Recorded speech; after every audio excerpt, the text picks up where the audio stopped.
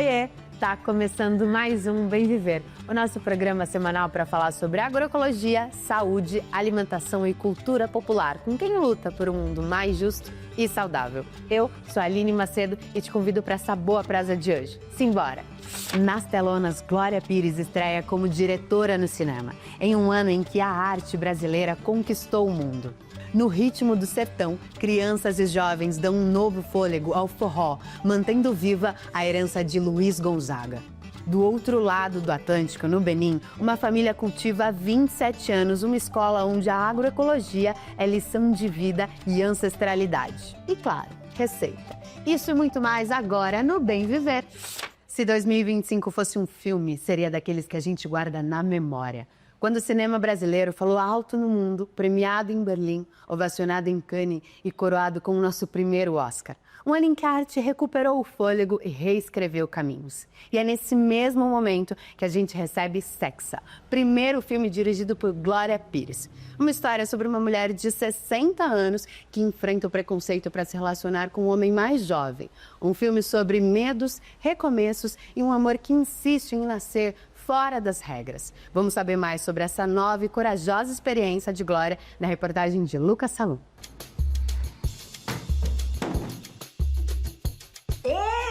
Parabéns, amiga! Fala sério, né? A velhinha, só.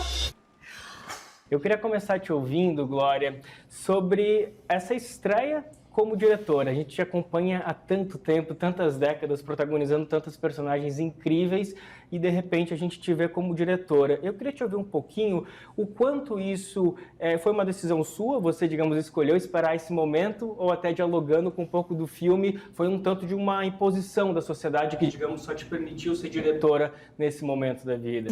Não, Bom isso. na verdade, assim, a minha carreira como atriz, ela nunca parou, né? Sempre, os trabalhos sempre surgindo, e eu, sem planejar, fui empurrando esse desejo de ter um momento que eu iria parar para poder pensar numa história para eu dirigir. E aí, do Neida, eu recebo esse roteiro, o convite para ser a Bárbara. E eu amei, claro, porque eu nunca tinha recebido uma personagem nesse lugar, de uma mulher que está chegando aos 60 anos e trazendo toda a sua dor, todas as suas questões, de não se achar nesse lugar, saber que ainda tem vida, que tem desejo, mas que ela está impedida por alguma coisa invisível, mas muito forte, está impedida de seguir os seus desejos. Se eu me envolver e ele se cansar de mim...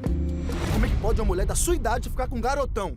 Você acha que eu tô velha demais para namorar um garotão, mas não tão velha se for para te sustentar? Isabel, eu fiz essa brincadeira com a Glória sobre se a sociedade, digamos, só tenha permitido ela para, nesse momento, se lançar como diretora, mas a gente sabe que realmente, especialmente se tratando de mulheres negras, a sociedade vai tentando colocar em caixinhas e impedir que as pessoas se expressem da maneira que elas realmente querem. Por exemplo, a gente está falando de uma atriz, modelo, cantora. Tu sente que ao longo da vida também tu tentou ser conduzida, tentaram te conduzir para um lugar de apenas ser uma pessoa, se expressar apenas de uma maneira, tu teve que quebrar, digamos, essas caixinhas? Menino, você foi muito preciso nessa sua pergunta. Mais rápido que imediatamente, assim que eu estabeleci o meu pé dentro da maior empresa de comunicação desse país. Eu já vinha com o meu trabalho de música antes de fazer televisão. Acontece que dentro do mapa astral havia uma explosão solar, do qual eu não sabia, aonde tudo nasceu ao mesmo tempo, né? Quando eu fiz teste para fazer Renascer, né, de Benedito Rui Barbosa, a primeira versão, eu já estava com o trabalho das Sublimes aqui quentinho, sendo fomentado, fazendo videoclipe, vou, entro na novela, gravo novela, faço videoclipes, bum, estreia, explode tudo. E eu ouvi muito isso da imprensa, principalmente, sobre, você quer fazer tudo? Então eu entendi que eu preciso exercer todos os dons que o Criador e o Orixá me deram. E eu não me permito mais que me coloquem em caixinhas. O meu lugar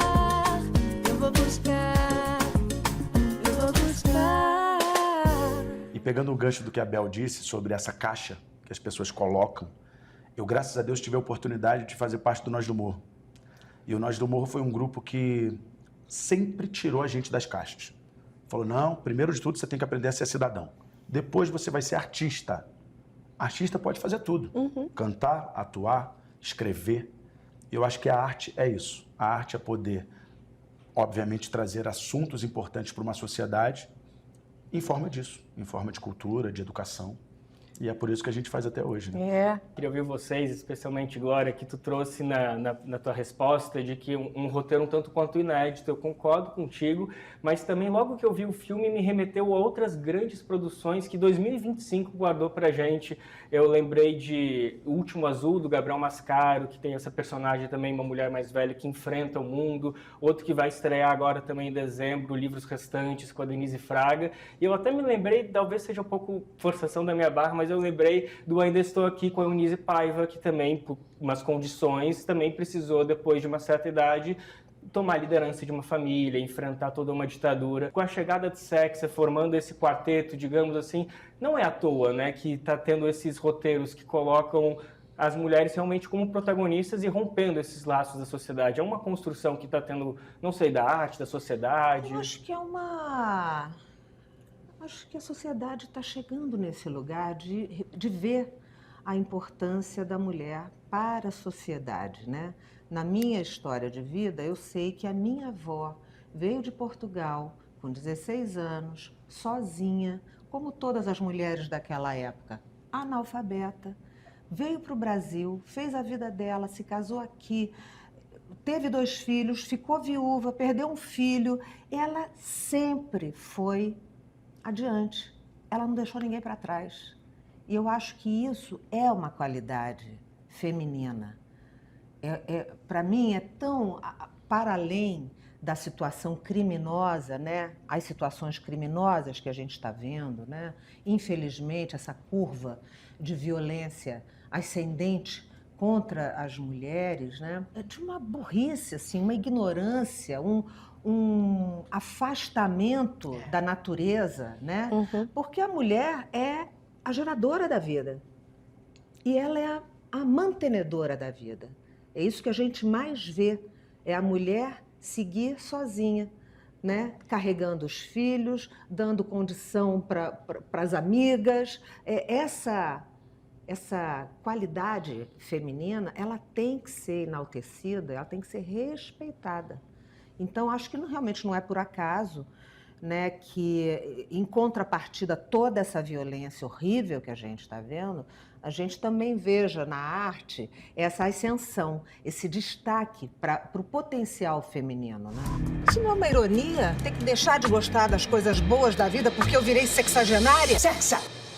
Sexa! E só para fechar, gente, no primeiro momento que eu vi o filme, me pareceu que era um filme especialmente para mães, mas também é para filhos. Eu acho que ele é um bom filme para ver no Natal aí entre família. Ai, ótimo. É isso aí. Ele é um bom filme para a família brasileira.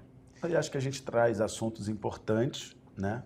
Tem que ser dito, mas a gente traz isso com leveza e dentro de uma comédia romântica, né? A gente está conversando com diversos públicos, diversas camadas, as mulheres de 60, de 50, o homem, os pais, né, as meninas, as jovens, né, que vão passar por essa fase, que vão chegar lá e pode ser que mais já fresco. Estão, né? Já estão ouvindo essa questão da idade, né?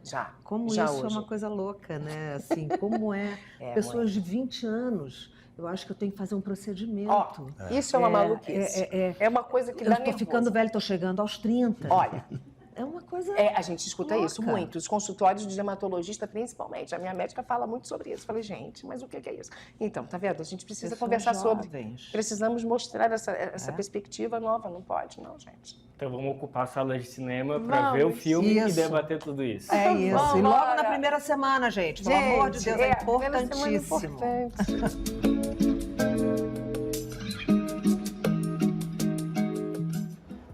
E a gente sai do cinema e vai direto para a música, porque em dezembro o Brasil celebra Luiz Gonzaga, o nosso eterno rei do baião. E com ele, o Dia do Forró, um ritmo que nasce da terra, do fole e da memória que ecoa em geração em geração. e encontra nas mãos de crianças e jovens um fôlego renovado para esse tom tão ancestral.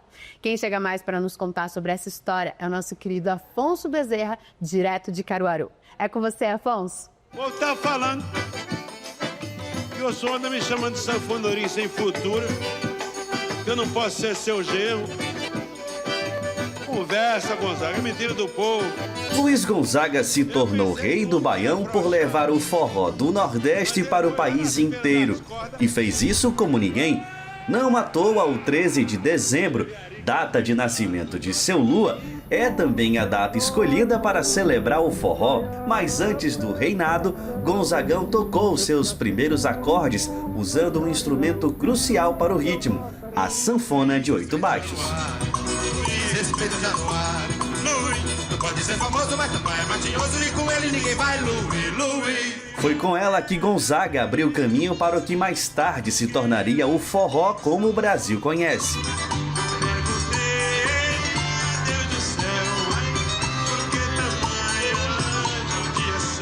Ela é menor, mais leve e tem um mecanismo diferente da sanfona convencional. Mas quem vê tamanho não vê relevância. A sanfona de 8 baixos moldou o chamado pé de serra e atravessou diversos gêneros até desembarcar no forró.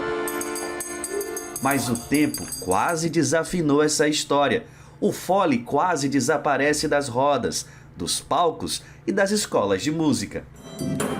Mas tem uma turma lá no Agreste de Pernambuco que tem mantido essa história viva.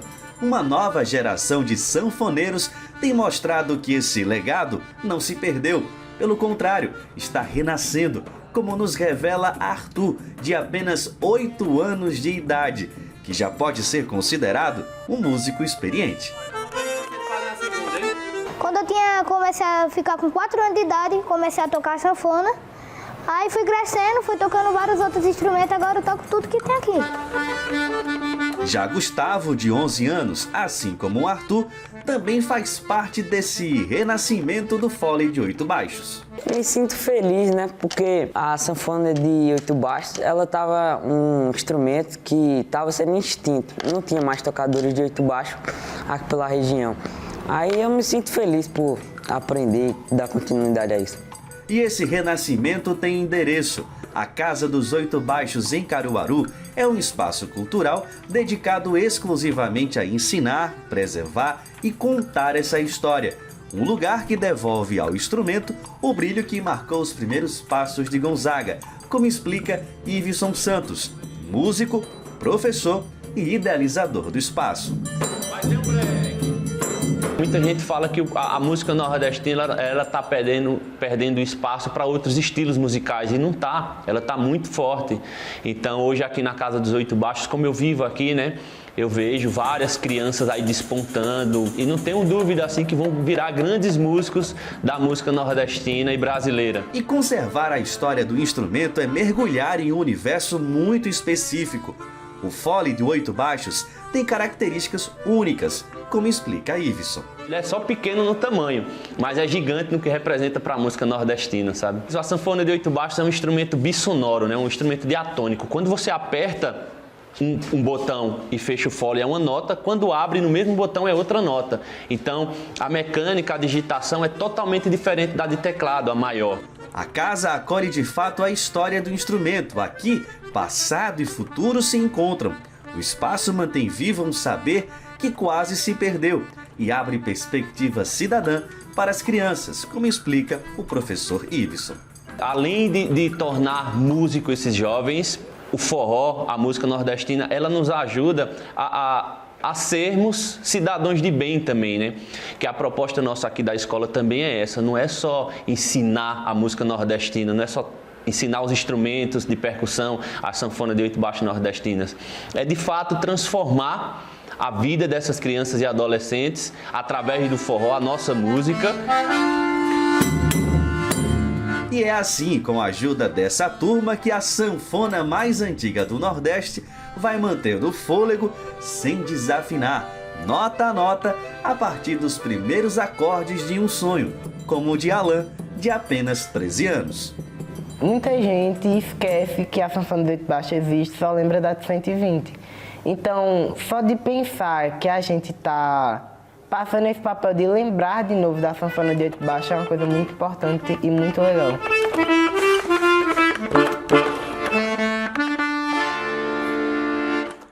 De geração em geração, o forró mantém viva a cultura do Nordeste. E é esse mesmo cuidado em semear o futuro que aparece do outro lado do Atlântico, só que com outro sotaque. É que vamos agora para Benin, onde uma família decidiu plantar há 27 anos não apenas alimentos, mas um legado.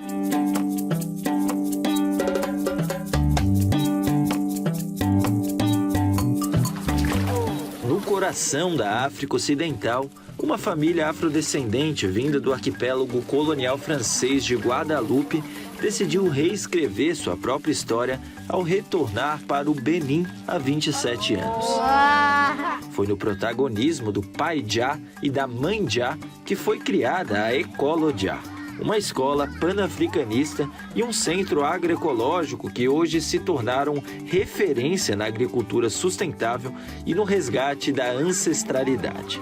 É o que conta Diao Jah, a filha do casal, que tinha 16 anos quando chegou ao Benin. Desde pequenos, nossos pais sempre nos educaram dizendo que iríamos voltar para a África, de onde vinham nossos ancestrais. E, portanto, para nós era uma grande alegria voltar, porque sabíamos que foi daqui que nossos antepassados tinham sido levados. É verdade que não foi fácil todos os dias, mas havia uma missão que fazia com que não nos sentíssemos melhor em nenhum outro lugar, além da África. A École Jah, que funciona em uma área de floresta na cidade de Alada, segue o currículo oficial do Benin, mas o diferencial está no que ela acrescenta. Aqui as crianças aprendem primeiramente a agroecologia e depois a história de mártires do panafricanismo revolucionário, como Patrice Lumumba, Kwame Nkrumah, Winnie Mandela e Thomas Sankara. A ideia, segundo Diao e o pai Jah, é formar jovens conscientes de suas raízes e do papel da África no mundo contemporâneo. É uma escola panafricanista, mas também é uma escola que ensina as crianças a agroecologia, o cultivo natural, o cultivo biológico, sem produtos químicos. Porque os produtos químicos, é verdade, fazem as coisas crescerem mais rápido, mas destroem nossa saúde. Portanto, pensamos que ser orgânico, ser natural, é o mais importante para preservar nossa saúde pelo maior tempo possível. É por isso que dizemos que é fundamental que a humanidade recupere essa consciência e que se ensine isso desde a infância. Quando falo de escola pan-africana, eu entendo escola para a humanidade. Uma escola que ajude o ser humano a compreender por que a África tinha razões e valores e por que hoje deve novamente erguer aquilo que é seu. O espaço dá preferência ao acolhimento de crianças em situação de vulnerabilidade social ou órfãs. Anualmente, a instituição recebe entre 100 e 200 estudantes. Já o Centro de Experimentação e Valorização da Agroecologia, também criado pela família Jah, funciona como um laboratório vivo, com hortas que cultivam arroz, milho e cana-de-açúcar sem veneno. O centro mantém ainda viveiros de árvores como baobá, abacate, fruta-pão e uma área dedicada à produção de sementes nativas. Conhecido como Pai Jah, Jah Eliajar Adam Jah, fundador dos espaços, acredita que a humanidade precisa recuperar a partilha e o sentido da vida coletiva. Hoje falamos de agroecologia, e isso não me surpreende. Afinal, a primeira necessidade fundamental do ser humano é se alimentar, ter tudo o que precisa. Houve reinos que se estruturaram com legislações impecáveis, tinham de tudo. Ainda assim, acabaram sendo alcançados pela fome. Por quê? Porque deram prioridade demais ao que é visível, ao que aparece e não o que é realmente útil. A primeira coisa é colocar o essencial à frente, a essência do céu, e o essencial para o ser humano é se nutrir. E se nutrir não apenas fisicamente, porque o homem não vive só de pão. Hoje, a humanidade inteira, talvez a África menos que os outros, se perdeu porque passamos a fracionar as coisas em vez de compartilhá-las.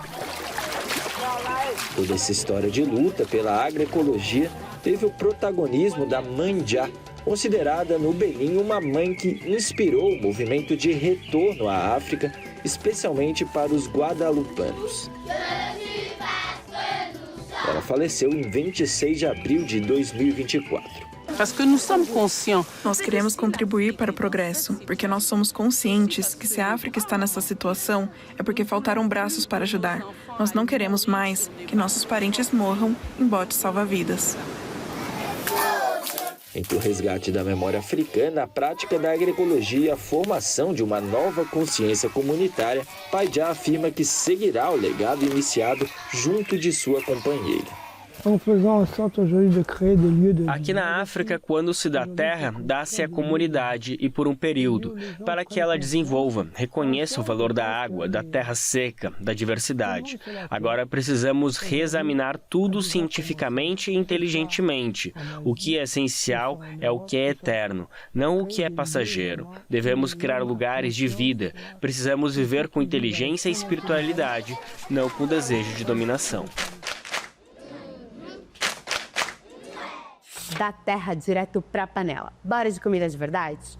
Hoje, a nossa chefe vai nos ensinar uma receita de banana flambada. Eu sei que flambada até parece difícil, mas eu te prometo que com a nossa chefe Rema Soto, tudo é mais fácil e ainda mais gostoso.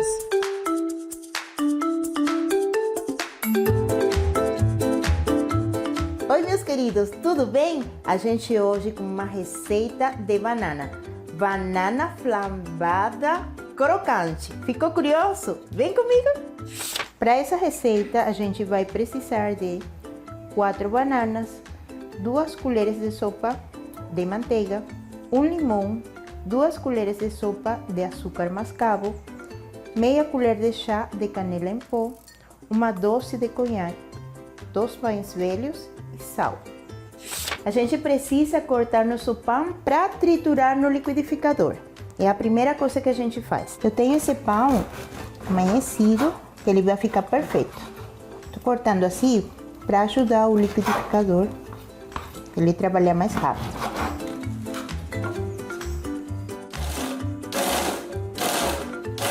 Tá vendo? Que ele não é farinha, mas já não tem pedaço grande ali, ó. Maravilhoso.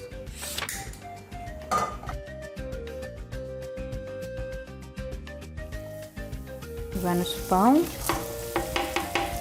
Uma pitadinha pequenininha, ó. E vamos torrar ele, até ele ficar bem marronzinho. Ai, que cheiro delicioso.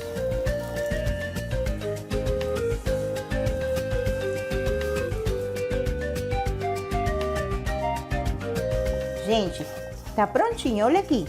Eu vou deixar desse jeito porque, ó, douradinho e tem partes branquinhas também, que é o miolo do pão. Porque se eu deixo mais, o corte pequenininho, ele vai queimar.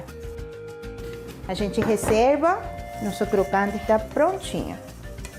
Cheiro maravilhoso. Essa banana, ela tá bem fininha, então eu não vou conseguir cortar ela sino em 2 pedaços. Eu gosto da banana meio verde ou meio madura, vocês que escolhem. Mas se ela estiver mais madura do que isso aqui, de repente ela vai se desmontar na frigideira.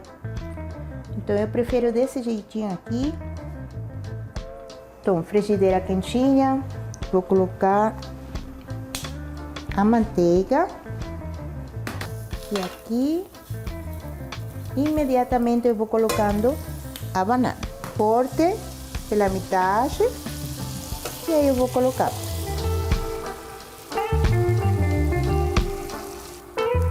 Tá vendo? Ó, quando eu já consigo isso daqui, esse douradinho, essa cor amarelinha, douradinha, eu vou adicionar o suco do limão.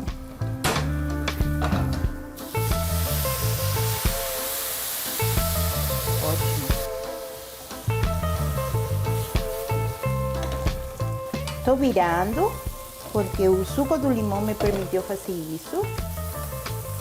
E aí, eu vou adicionar o açúcar e a canela misturada, tá? Essa é uma sobremesa muito rápida, gostosa, rápida e estilosa. Essa canela a gente pegou do Armazém do Campo.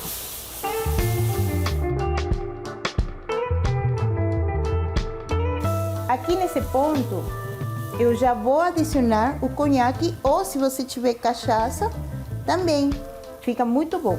Por segurança, eu vou colocar o conhaque aqui na concha. E aí eu coloco ele.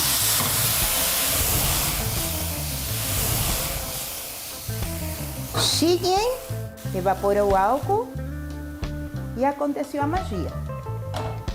Meio minuto, 30 segundos no fogo, pra gente tirar o sabor aqui e desligamos.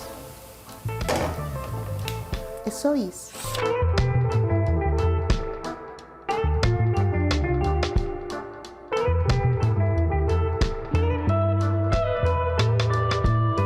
E aqui, ó.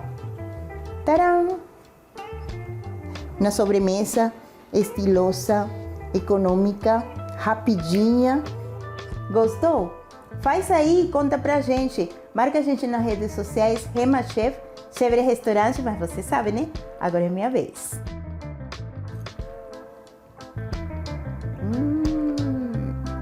Maravilhoso.